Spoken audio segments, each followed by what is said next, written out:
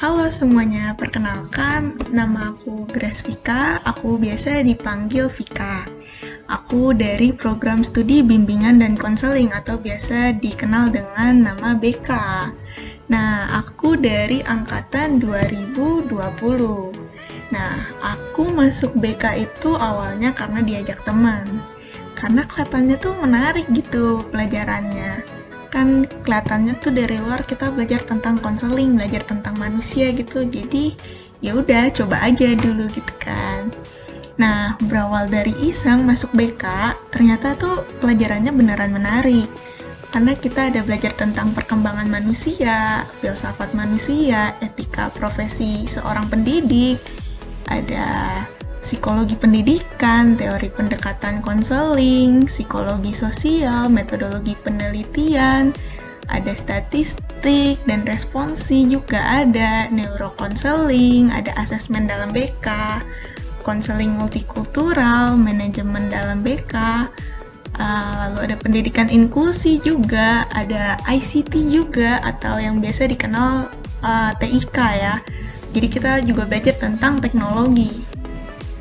Kemudian ada design thinking, ada konseling akademik juga, ada konseling karir, konseling keluarga, konseling pribadi sosial, pengembangan kepribadian profesional. Jadi di sini kita juga belajar bagaimana cara menjadi konselor yang profesional. Nah, kemudian kita juga ada belajar bahasa Indonesia dan bahasa Inggris. Dan juga ada teknik penulisan artikel ilmiah. Juga ada beberapa mata kuliah umum seperti Pancasila, kewarganegaraan, agama, dan juga logika. Nah, di BK itu menariknya itu karena ada beberapa mata kuliah yang rasanya tuh jadi kayak berobat jalan gitu deh. Jadi, kita itu di sini bisa kuliah sambil healing gitu. Nah, enak banget kan? Nah, selain pelajaran yang menarik, kita tuh juga bisa dapet pengalaman yang asik juga di BK.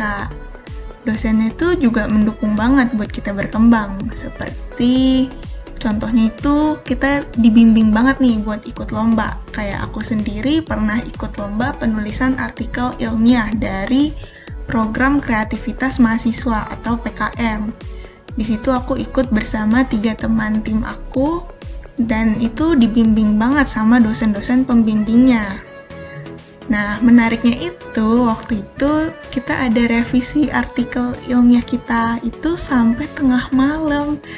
Dan itu masih dilayanin dengan sangat baik oleh dosen pembimbing kita. Jadi ya kelihatan banget ya kalau dosen kita tuh sangat mendukung kita untuk berkembang. Nah, selain bisa ikut lomba tingkat nasional seperti tadi, kita juga bisa ikut kegiatan internasional seperti acara yang pernah aku ikutin, itu ada Virtual Student Mobility Activity. Nah, itu kita acaranya bersama teman-teman dari universitas lain yang ada di luar Indonesia, seperti University Science Malaysia atau USM, dan Taksin University atau TSU. Nah, ini tuh salah satu kegiatan yang asik dan menurut aku cukup menantang ya, yang pernah aku ikutin selama aku kuliah. Karena kita di sini tuh bisa lebih kenal, bisa lebih tahu gitu ya, gimana sih kondisi global, gimana kondisi di luar Indonesia. Nah, itu di situ kita ada presentasi juga, ada sharing juga, ada diskusi juga. Jadi ya nambah wawasan juga lah, sekalian bisa cuci mata. Nah, selain kegiatan nasional dan internasional tadi, kita juga bisa ikutin banyak kegiatan yang gak kalah asik di fakultas kita.